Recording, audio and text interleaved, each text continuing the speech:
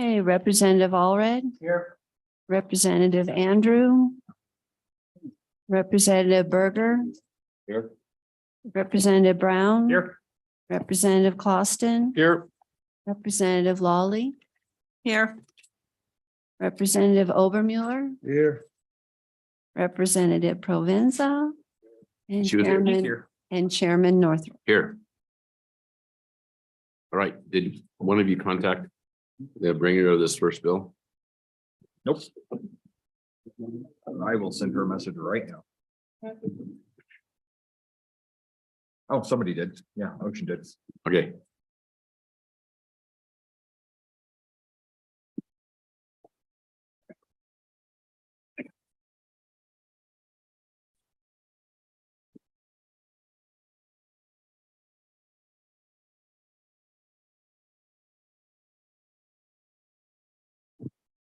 I'll go ahead and explain the bill just to move it along. Today, we're working on Senate File 48. This is expulsion model policy. And if you'll turn to page 2, the duties of the state superintendent, it adds in a new paragraph. It says develop model rules and policies outlining best practices for the reasonable punishment and discipline of students as authorized under a Wyoming statute, which rules and policies shall include the best practices for the suspension and expulsion of students in accordance with Wyoming policy, or I'm sorry, Wyoming statutes 21.4.305 and 21.4.306. Model rules and policies developed by a state superintendent under this paragraph shall be designed to maximize student retention and academic success. No school district shall be required to adopt any part of the policies and model rules developed under state superintendent or by the state superintendent under this paragraph. Section 2 is no later than July 1 of 2023. State superintendent shall develop the model and rules. No later than July 1 of 23, the state superintendent shall develop a report to the Joint Education Interim Committee on the model rules and policies required. So, committee, do you have any questions on the bill? Representative Clauston, I can see you itching. Go ahead. Thank you, Mr. Chairman. I guess my question is, do we really need to make this into a law? Is this just not something we can ask the superintendent's office to provide to all school districts? I mean, do we, when I hear that it takes $30,000 to spend to make a bill become a law, I don't know if this is a necessary law. So that's my question to either the department or the committee. Okay, and I would just counter back and say, are you saying that 1/2 teacher salary is not well spent? Okay. Anybody else have any comments on it? Well, We just read in the bill. Senator Ellis, I just read Senate File 48. We're commenting on it. I'd like to hear your comments on the bill, please. Oh, well. Senate File 48 was a bill that was worked on in the interim. We had a lot of discussion, I think, about the importance of having good expulsion and attendance policies. And throughout the interim, I think there was concern that in some instances, expulsion is used sparingly. In other instances, it's overused. And so we really didn't land on a solution. So what you have before you, Senate File 48, which would direct the state superintendent to develop model policies. And hopefully that would at least give parents and students a springboard to start addressing, any deficient policies they might have within their districts.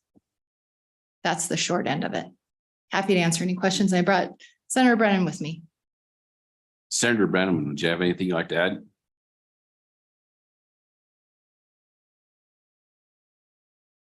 No, just that I agree with Senator Ellis that this just helps clear up, I think, some things that for school districts and stuff.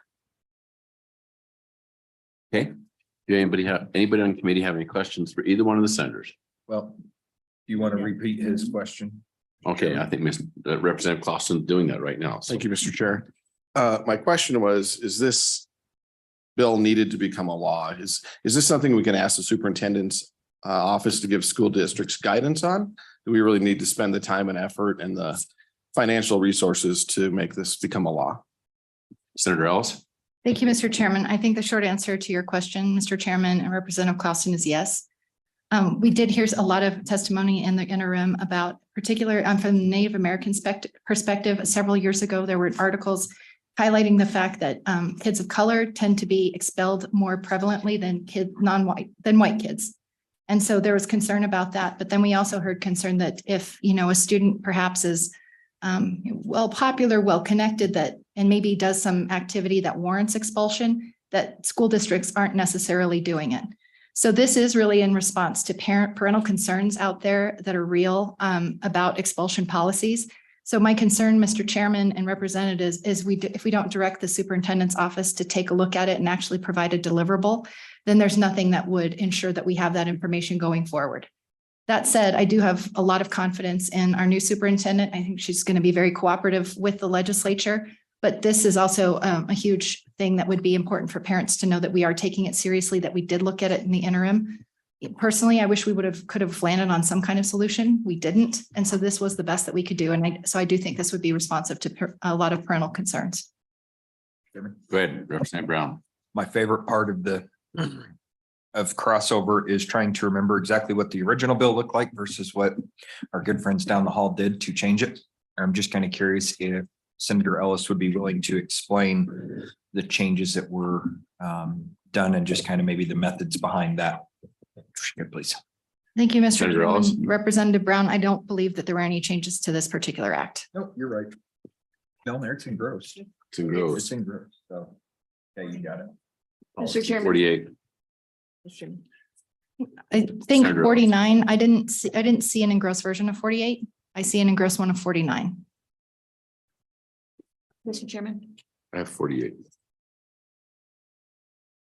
Representative Provenza, please go ahead. Thank you, Mr. Chairman. I'm looking at the, believe this was this is a committee of the whole amendment potentially, for Senate File 48. And what they did was on page 2, line 6, we deleted polices and inserts policies. So I believe it was a spelling error. And then on page 3, line 4, we deleted A and insert as. So I think it was technical. So Thank you, what's it- Representative Provenza. Yes. All right. Does anybody have any questions, comments? Go ahead, Representative Obermuller. Yeah, thank you, Mr. Chairman. Just curious on the section note on page 9 or line 9, page 2. No school district shall be required to adopt any part of the model. So how does this bill really address favoritism or discrimination? I'm not sure I understand that. Go ahead, Senator Ellis. Thank you, Mr. Chairman, Representative Obermuller. My experience on the Education Committee is anytime you say shall adopt model policies, that tends to be a poison pill. And so this is permissive. It doesn't tell the districts they have to do anything. But I think if you have a parent or a student who find that this is a tool and go to their local districts and actually ask them to revise their policies in this particular area, I think that's where it'll be most effective. And as a parent who has looked for these resources in other areas, I can assure you that in Laramie 1, there's a group of parents who would love to take, best practices and approach our district and say, hey, we can be doing it better. Thank you. Further questions for a good senator? Anybody? All right, we'll take public comment. It appears that we're moving along. We're back in at 2 o'clock, so we're pushing pretty hard here, so we'd love to have the department's perspective on this. Thank you, Mr. Chairman. Wanda Maloney. I'm the Wyoming Department with the Wyoming Department of Education. In our perspective, we actually want to bring forward an amendment, and that amendment would be on page 2 in line 15. In looking at the date that is requested for the superintendent to develop model policies and rules, we would respectfully request November 1 for that date. And then further down on page 2, looking at line 20, no later than November 1, changing that date from July 1 to November 1 to report to the Joint Education Interim Committee. Our reasoning behind that is in order to pull together a task force to do the research And then also to stand up the rule promulgation, we believe it will take longer than that July 1 date. Thank you. Any questions for Chief Maloney? I have just one. Go ahead, Representative Brown. Thank you, Mr. Chairman. So I don't typically, I guess typically is not the right word. I guess on the face of this, I don't have a problem with the amendment, but my question is, if we push it out to November, that pushes us off for the potential adoption moving in for the school districts and getting that best practice out.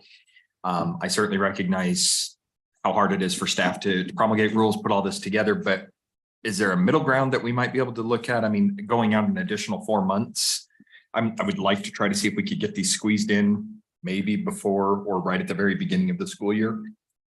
Is there any wiggle room on that, or are you guys kind of at your final point there? Go ahead, Chief. Thank you, Mr. Chairman and Representative Brown. I guess I would ask what data are you looking at for that? Representative Brown. Well, Mr. Chairman, like I say, I would just like to know if there's a way that we can do it either right before school or within the first week or two of school. I'm thinking, end of August, 1st of September, something like that. It's an extra month or two. But it gives the school districts, if we do have some school districts that are lacking in this area, it gives them the opportunity to adopt those model policies quicker and within this school year. So if that's amenable to you guys, I'd like to look at that, but if not, I understand. Go ahead, Chief. Mr. Chairman, I do believe we can work in that timeframe. Okay. Anybody else have questions? All right. Thank you, Chief Maloney. Anybody else from the public have any comments or questions? Nothing. And Mr. Chairman, you have one online. All right. Thank you. Go ahead, sir. Mr. Chairman, Bill Winnie, Sublette County. I'm looking back through my experience in the military where I had 18 to 20-year-olds, somewhere between 30 to 60% of the crew, depending on the ship, somewhat right after the high school age youth you're talking about. And in the military, we have an administrative discharge proceeding we can initiate. And I did that in some cases. And part of that process requires you to tell the young man or woman what they can do to get better. So you don't have to complete the process. And I found probably 50 to 60%, if that was well written, took it on board and got better. So when you get to the expulsion side of your discussion here, there are some that just aren't going to get it. And so that issue of how you go about that is important to you. I found the military to be quite even-handed with regard to issues of persons of color.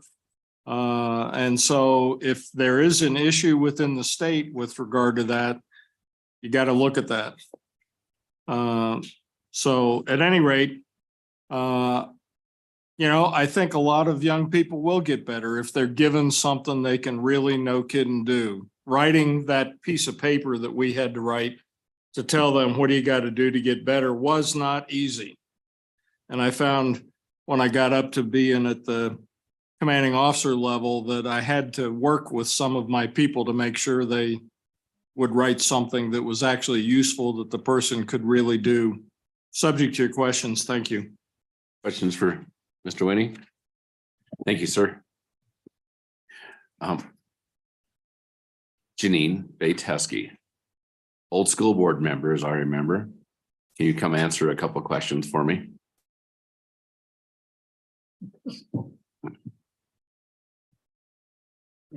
Would you please go over the school side of policy when it gets to you and how when you get a policy, how many times it takes for you to read it and get it into policy and make it part of your working policy? Please. Thank you, Mr. Chair. And by the way, I have, in case I get stumped, I have phoned a friend. I have our district attorney with me. So We're glad to hear that. Thank you. generally, we will approve a policy on first reading, send it out for a minimum of a 40-day period for public comment to come back. And then we do second reading, which would be the final approval, depending upon, I shouldn't say it that way. It isn't the final approval necessarily. It really depends upon the kind of comments we get back between first and second. So you're looking at basically a 2-month period. Okay. Just wanted the committee to understand the whole policy. I have a question. Go ahead. Go ahead, Representative Lawley. Thank you, Mr. Chairman. But the district they're not required to do that all before school year begins. There's no requirement. I mean, if they work that process and it's into the school year, that policy can be. Policies go on throughout the school year because they, we basically pull several of them out and work on them and bring them forward then for approval and yes. Okay, thank you. You have a question, Representative Obermuller? Go ahead. Yeah, thank you. Just, Mr. Chairman, you said a couple questions. This is the third one. I have 2 questions. I withdraw my question. Do you think that districts or your district welcomes the department weighing in on this and giving you guidelines? Right. Mr. Chair, Representative Obermuller, I think our district has a pretty sound policy, although it never hurts to have somebody else's eyes on it. But would I say that this would be my top priority for the department to work on? I would say not necessarily, because I think based on the experiences we've had to put some pretty good policies in place. So I thank you. Thank you. Anybody else? Thank you, Janine, for humoring us. Very humoring me. Thank you. All right. Anybody else want to comment on the House, or I'm sorry, it's not House, it's Senate File 48. Go ahead, Senator, please. Mr. Chairman, I just want to impress that this is important. In Laramie County, certainly that's the district I'm most familiar with, but we did hear about one pretty serious instance that did not happen in Laramie 1 that involved a student who had been superimposing photos of girls in his class on nude images and said, if you don't show me the real thing, this is all alleged, I'm going to send these falsified photos out and make it go viral. And evidently there were about 30 victims that were on the receiving end of this. Some of the parents reported this activity to law enforcement. There is ongoing investigation, but my understanding, Mr. Chairman, is that that student is still attending school, even though there have been people, the victims of, the alleged act, expressing concern about what that does to the learning environment. And so that's one example where, through rumor mills and through how, things go in small towns, is it because this particular student is a star athlete or a star student or well-connected, et cetera, et cetera. So in those instances, I can tell you that there is concern that maybe expulsion policies maybe aren't up to snuff. In other instances that I'm more familiar with, again, having worked on the Tribal Relations Committee, there have been studies done, and I don't have them here for you because it's an interim bill, and I'm actually I'm not on the Education Committee anymore, so I'm trying to help Senator Scott out, honestly. But where there are documented evidence and studies done about minority kids being overexpelled. So this is important. Maybe Teton County, listening to the prior speaker, has it figured out. But having these resources available to have new eyes look at it, if there's something that can be done better, this is important. So I just wanted to add, this isn't out of thin air. Just wanted to regain my thoughts and offer you that information. Excellent. Go ahead, Representative Provenza. Thank you, Mr. Chairman. Senator, do you know, so there's a requirement for reporting in here, but that's to report to us what the rules are. Is there a reporting requirement for school districts to report how many students that they are expelling, suspending, and how many they aren't deciding not to? Go ahead, Senator. Mr. Chairman, what you see in the bill is what you have, and I think the department would be better able to answer some of that. My recollection from our interim work was that no, they don't compile that presently. So we don't necessarily, we're kind of at the starting point of trying to really understand what the problem is. And then I know there are questions about timing. I'd offered, Representative Brown, this is a big problem that's been going on for a while. We've asked a lot of our department, having a new leader at the helm. So I think it's better to do things right than in a hurry. So if this report, is extended out a little into the fall, but maybe districts can't pick it up for rulemaking or policy making later on, I think that's a fair request. I don't think we're going to solve this one in a year or in a day. Or Representative Ortman, go ahead. Thank you, Mr. Chairman. Can you recount for us your interaction with the school board over this issue? Go ahead, Senator. Mr. Chairman, I will lean on, again, members of this body who served this as a committee interim topic. I don't believe the School Board Association testified in opposition to this bill, or if they supported it, I don't recall what their position was. Go ahead, follow up. I guess I'm referring to the school board related to the school district in which you have these concerns. I mean, where's the local drive for this through the school board itself in your district? Go ahead, Senator. Thank you, Mr. Chairman. Representative Mueller. My experience has been, I've heard from the parents' perspective that they've approached their school district members and their school board members and said, we are wildly concerned what's going on, but they don't have a tool in hand to say, here's where your policies could be better and better addressed. I don't have the statutes in front of me, but there are some, I have seen some emails bouncing back and forth where I think there's some confusion about what our statutes require when they relate to expulsion. So again, I think having the department put the policy together to really kind of interweave what the statutory requirements are. But right now, that was the experience and the conversation I had was very much from the parental one. They felt unarmed to approach their school board with suggestions of how to improve their policy. Thank you. Further questions? Go ahead, Representative Berger. Yeah, thanks, Mr. Chairman. Senator, do you see a parent advisory group assisting or helping out with the superintendent to come up with these guidelines? Would you welcome that? Good, Senator. Thank you, Mr. Chairman. So my understanding is that the superintendent's office is very committed to bringing in stakeholders. In the legislature, we use the phrase, there are lots of ways to skin a cat. I'm going to change that. There are a lot of ways to peel a potato. One thing we do are task forces, which require, the House and Senate to appoint people, the governor, and that they're expensive. You'd have to do all that. And so for something like this, I don't think that it would require that level of stakeholder involvement, but maybe some research internally the department can pull together. I'm sure we'll visit with, in the past, when we've worked bills, we've worked with the School Boards Association, and usually they're really good about saying, let's put you in touch with a superintendent from a large district, a medium-sized district, and a small district. And then we've had collaborative offline meetings that have achieved that kind of work group. So when we worked on this bill, at least as I was working on it, that's how I envisioned it would go through. It would be, not having to do the appropriation task force, blah, blah, blah, blah. Thank you. I'm going to ask Chief Malone to come up and answer a question that was posed, if she would, please. There's a question posed by a member of the committee up here about reporting for expulsions and the like. Can you elaborate on that, please? I can. Thank you, Mr. Chairman. Wanda Maloney with the Wyoming Department of Education. We do collect information on expulsions, and they are by those students who are IDEA individuals with disabilities, and then those students who are not. And then we bucket it into whether or not they receive services or they do not. That's as far as we break it down in terms of the information on expulsions. In terms of suspension, we do collect data that is around only our IDEA students.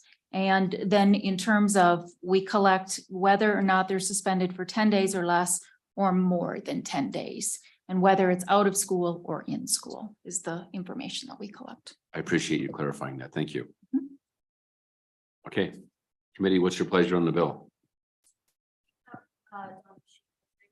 Oh, yes, please. Okay. Admit them in.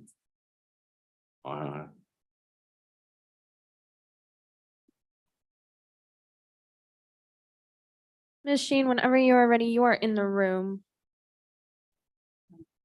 Thank you, Mr. Chairman, members of the committee. I'm Donna Sheen with the Wyoming Children's Law Center. And I'll try and be brief because I know you have a lot to do today. I just wanted to add a little bit to Senator Ellis's explanation of the genesis of the bill.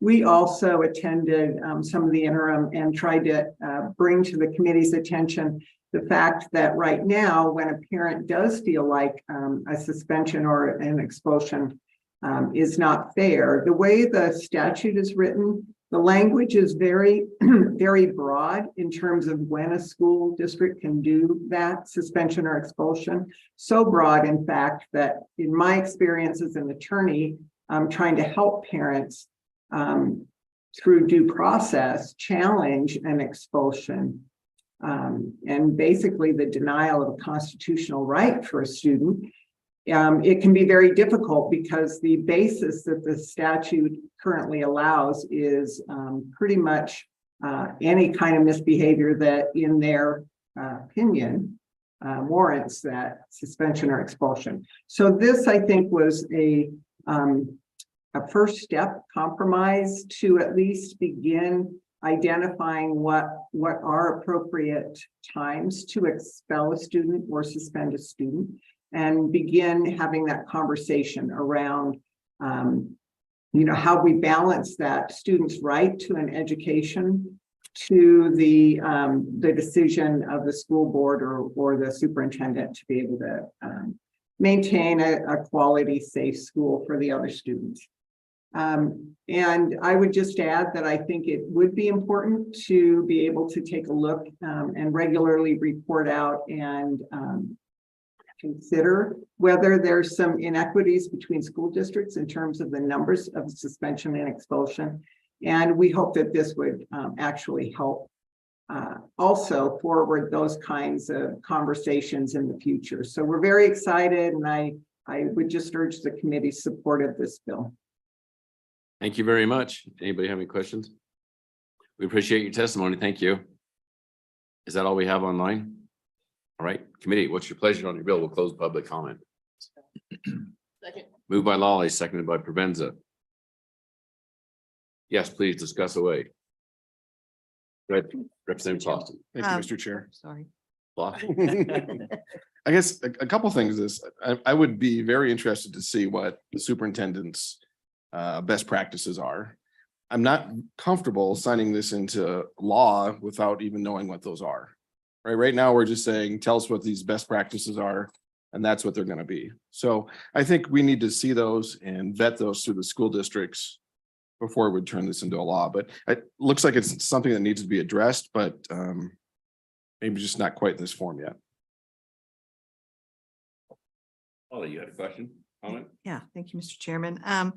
I do think this is needed for many of the reasons already stated, and I think it's uniquely helpful to smaller districts. I had the privilege of meeting with some of my smaller districts this weekend, and I talked to them about this bill, and they welcome it. They need the help with some model policies. They don't have the resources to develop those. So I think, for that reason in particular, I think the thoughtful development of policies is very helpful for smaller districts in this area that is kind of complicated.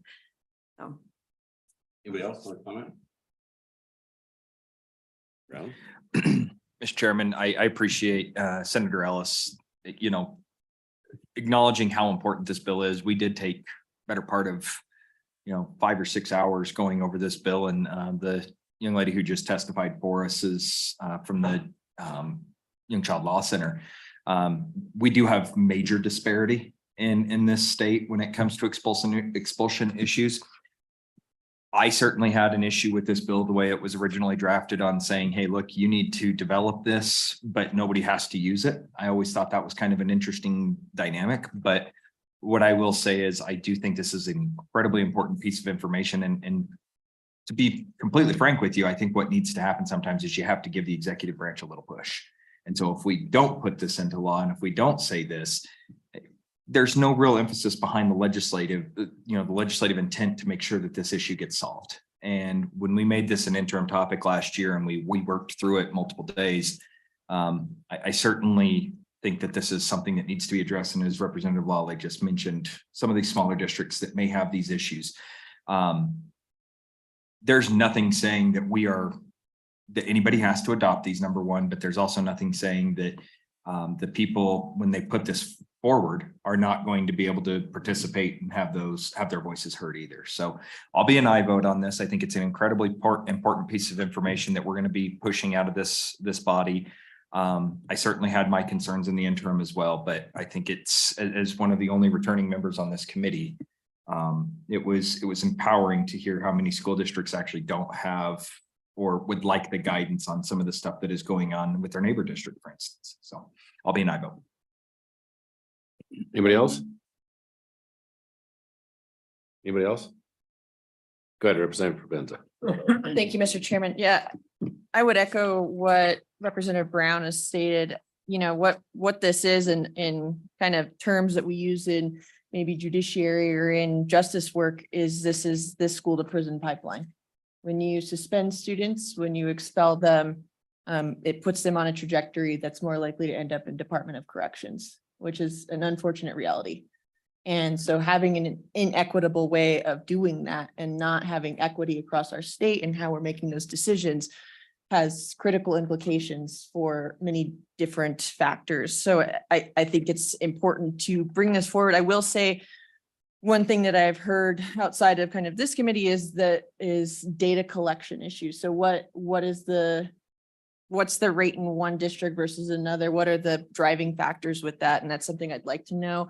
In judiciary, we did a bill last session that worked on juvenile justice data collection, working with the Department of Family Services. And I think I don't know enough yet to say, here's what I think we should do here, but that's something that I'm interested in working with this committee on in terms of how can we get a better picture of what that looks like moving forward, and kind of come back to this later to make sure that what we're doing is working.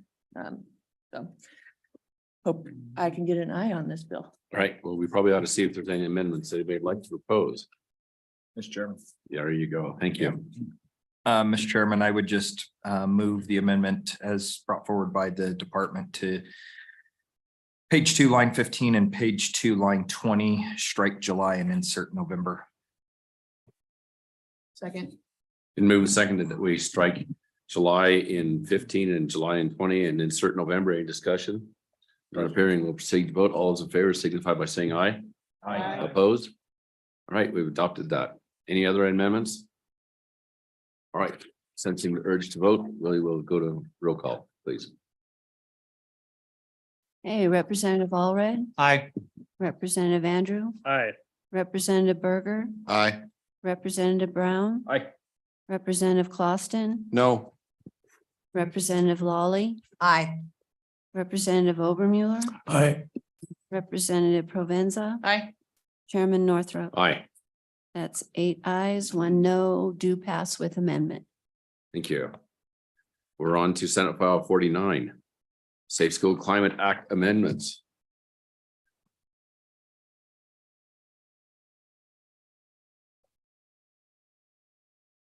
We have 20 minutes. There you go.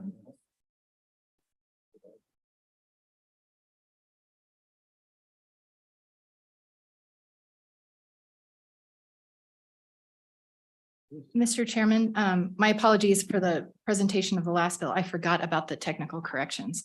But this is another bill that the Senate Education Committee worked on in the interim, and it would amend the Safe School and Climate Act. And this really arises out of a situation that I saw unfortunately firsthand in my community, where there was a football coach who was really incredibly demeaning to some of their players. It rose to the level where Representative Olson and I actually drafted a letter to our school district in response to a large number of complaints from parents saying that, you know, this behavior had crossed a very significant line, almost in violating even HIPAA concerns. And so as we became involved, we reached out to our school district. We were told loosely that there was an investigation, but that all of that was kept private. The parents who had complained were telling us that they hadn't received information on the back end on what the status was of their complaints. And so, Mr. Chairman, this really sparked a large conversation that we had in the interim about what kind of protections are there for staff when it comes to these investigations.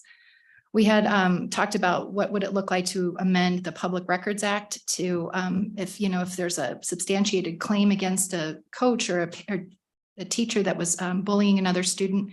Ultimately, we felt like that was a little bit too much of a monumental task to amend that particular statute. But again, one thing that we heard were parents who were very concerned about how their children were treated. And they said, we have these anti-bullying laws, and yet here you have hired personnel from the district actually bullying their own students. So I handed out just some articles that came from it, and you'll see, the unfortunate thing about this is, in communities like all of ours, Cheyenne is our largest city, but we're still a small town. What kind of due process these people receive? There are rumors that go around. And so when you hear about investigators coming up from places like Denver, there's just always swirling accusations of what's happening. So, as you think about your work in the interim, I don't think we quite landed on the perfect solution, but this is definitely something that would help. So in looking at the Safe School and Climate Act, if you kind of read the statute and look at how districts have been implementing these policies, they tend to think of anti-bullying as student-on-student conduct. So what this act would do would amend those statutes to say that no person, which includes but is not limited to students, school or district employees, administrators, or volunteers, shall engage in, and that's on the bottom of page 1. But going on to page 2, or the rest of that remainder of the statute is your anti-bullying statute. Going on to page 2, you'll see that language reflected again and requiring districts who should have anti-bullying policies at a minimum to prevent the harassment, intimidation, or bullying at school. And that, again, just that language repeated again and again, that it's not just limited to student-on-student conduct, but student on, or it could be staff on student or vice versa. On page 3, you'll see that this section instructs the Department of Education to develop, again, model policies applicable for bullying. This is existing language, and this is where you'll see the one amendment we adopted on the Senate side. The Department of Education said they don't have teacher preparation programs. So this would allow them to identify professional development guidance instead of having an entire program. And so that's the remainder of the bill. You'll see just some informing language I'd offer on page 3, lines 10 and 11. One thing we did hear about was what happens when districts receive anonymous reports. So making sure that districts develop policies and how they'll handle those specifically. And then one final amendment on page 4, line 11, removing the word significant. That word, this would cover policies for any district employees who have contact with students, not just significant contact, because that we felt that language was a little too loosey-goosey. So that's the bill, Mr. Chairman. This one, I volunteered to present this bill to you because it is something that I've had the unfortunate experience of having lived through. And so I would ask for your favorable consideration, and I'm happy to answer any questions. Go ahead, Representative Berger. Thank you, Mr. Chairman. Senator Ellis, thank you for bringing this bill. Just to clarify, it's not just staff to student or student to student. It could be staff to staff, parent to staff, staff to parent. I mean, that we're clear on that, correct? All those different angles. Go ahead, Representative, or I'm sorry, Senator Ellis. Mr. Chairman, Representative Berger, kind of. So this leaves out one big discussion we had in the interim, which you won't receive reflected in the bill, which we did have on the Senate side with the committee. And that is those instances where you have parents who are involved in bullying. The example we heard in the interim was Coach Harshman explaining that someone said some really awful things to his student athlete, a parent. That were just, these are horrible things that people say. I think it was something like, you should kill yourself or something like that was said to his student athlete. So as we discussed it in the interim, and including on the Senate side in committee, but not on the floor, was what are the right sideboards? And while I'm sympathetic to having those policies dealing with parents, my concern in bringing this bill was ultimately the fact that you have hired district personnel. So yes, I think it could include staff on staff or student on staff because there's a nexus there with the school. But as we work this on the Senate side, we left out parents specifically.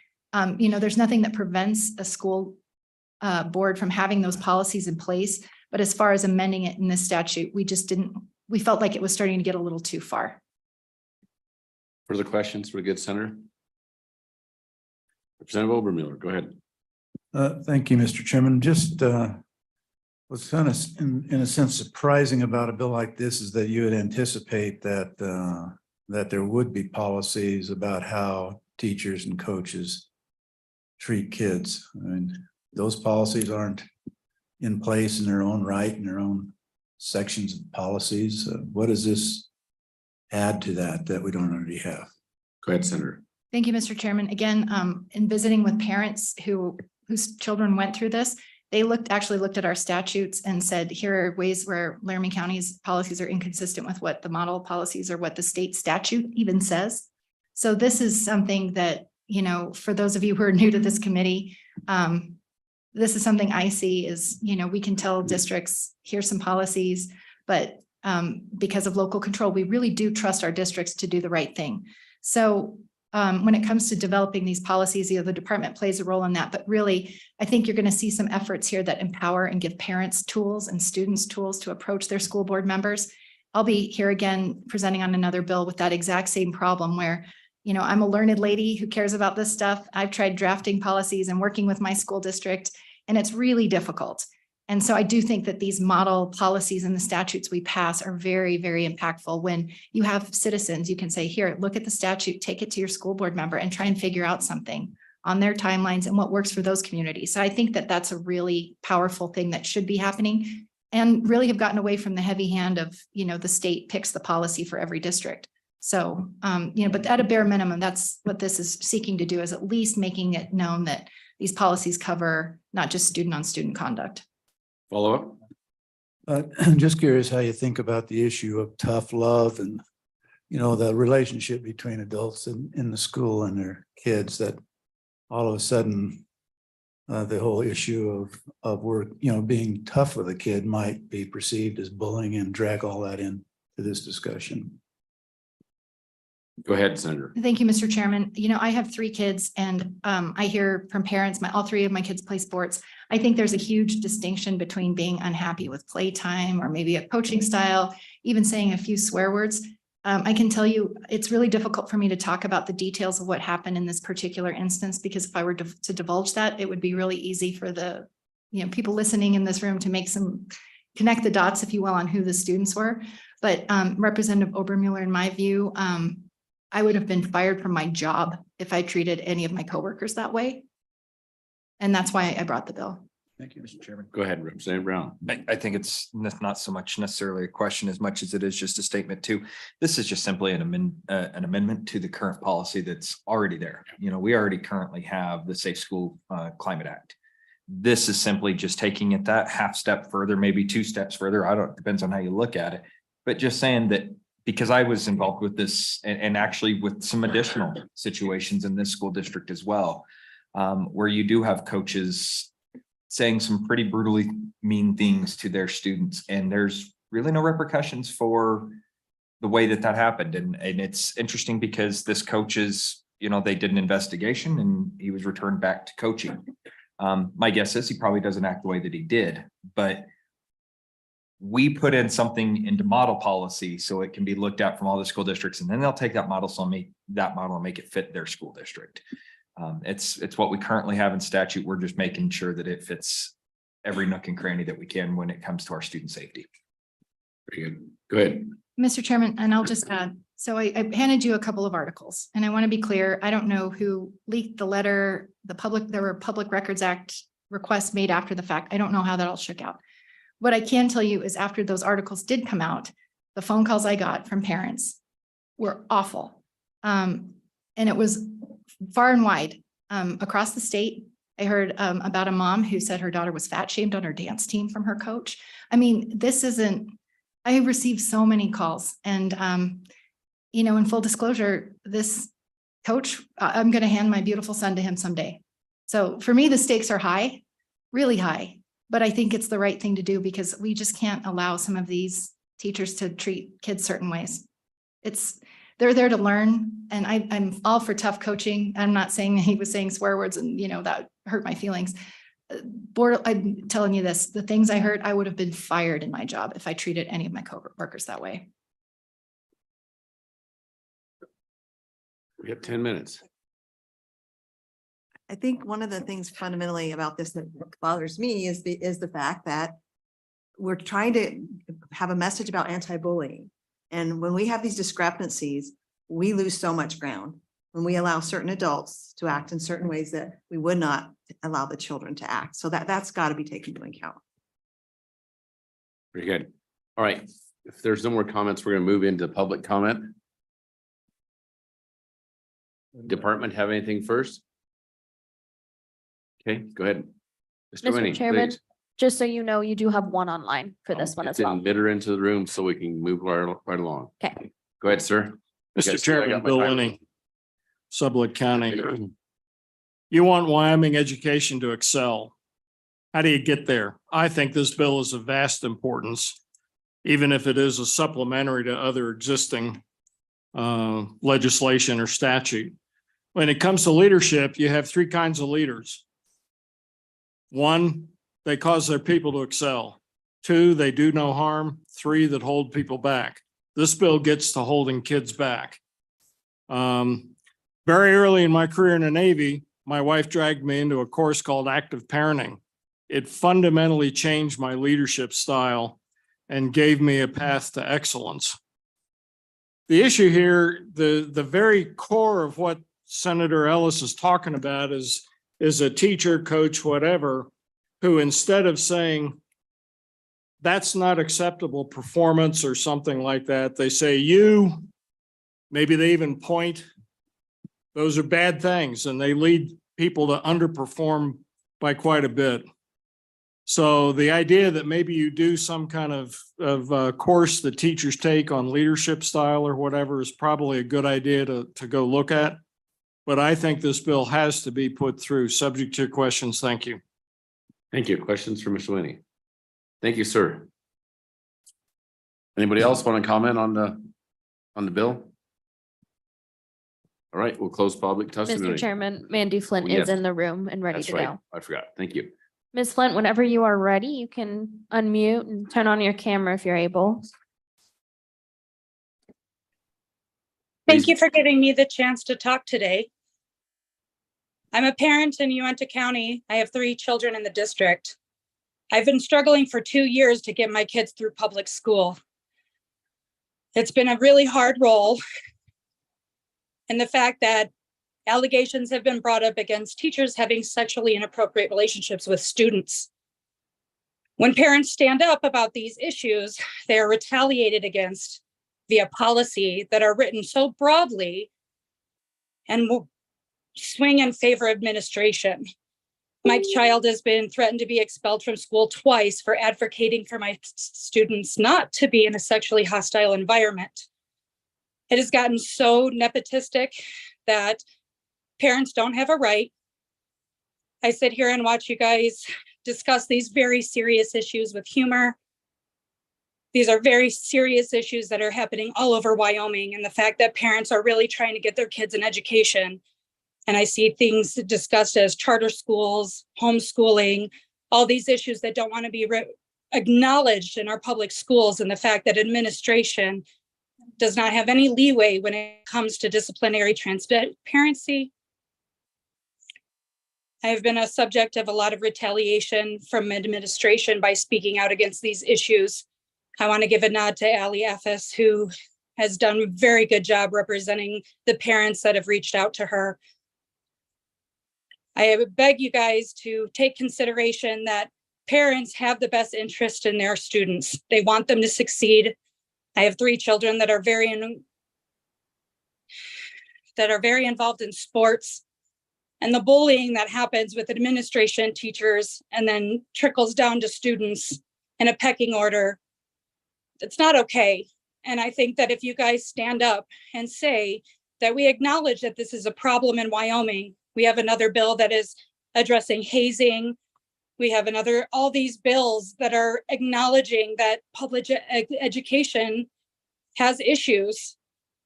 And I think that if you guys pass this bill, it's one step forward to giving parents a voice in the landscape and the climate of which their kids are being subjected to in our public schools.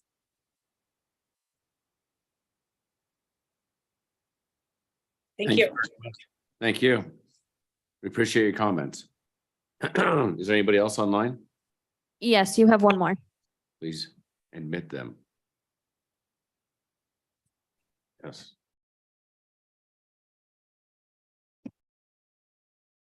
Ms. Johnson, whenever you are ready, you are in the room. You can go ahead and unmute and turn on your camera if you're able.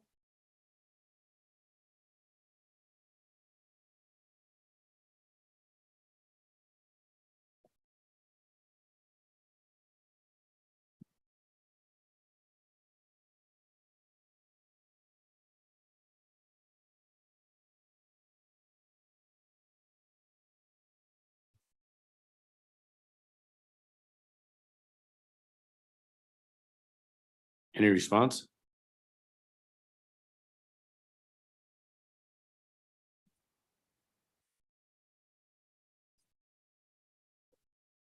Can you ask her again to try, and then if we don't get a response, we'll have to just close it and move on. Tasman Johnson, you are in the room, so if you want to unmute, so we can get your testimony. Oh, her microphone is not working. All right. We'll close public testimony. Anybody have, or I'm sorry, what is your pleasure on the bill? Moved by Overmiller, seconded by Lawley. Any amendments? Discussion? Discussion? Mr. Chairman, when I was a young coach, I want to say that I had another coach come to my office and tell me that I was the worst coach in Evanston. And I said, why? And he said, because kids like me and they want to be my friend. I was done coaching that sport, went on to another sport and grew a program where that very belief and motto was ingrained in that program. We started out with 11 kids. And by the last 5 years that I was in the program, we ended up having 50 to 65 kids, brought a state championship, brought community, brought family to a sport that you'd think is individual, which is cross country. It's not. And we did it together and we did it as a team. I'm sorry that other people don't coach like that. But I am grateful for those out there that coach and have those same values as I do. Thank you, Mr. Chairman, and thank you, Senator Ellis, for bringing this forward. Representative Clausen, you have a comment or an amendment?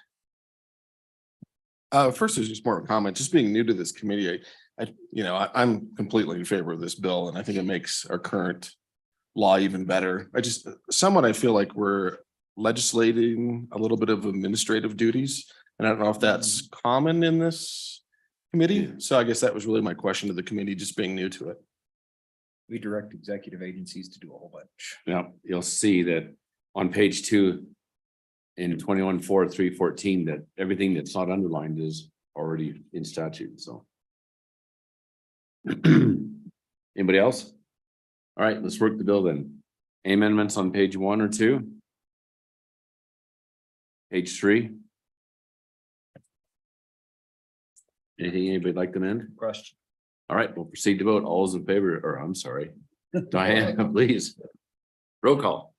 Representative Allred. Aye. Representative Andrew. Aye. Representative Berger. Aye. Representative Brown. Aye. Representative Clauston. Aye.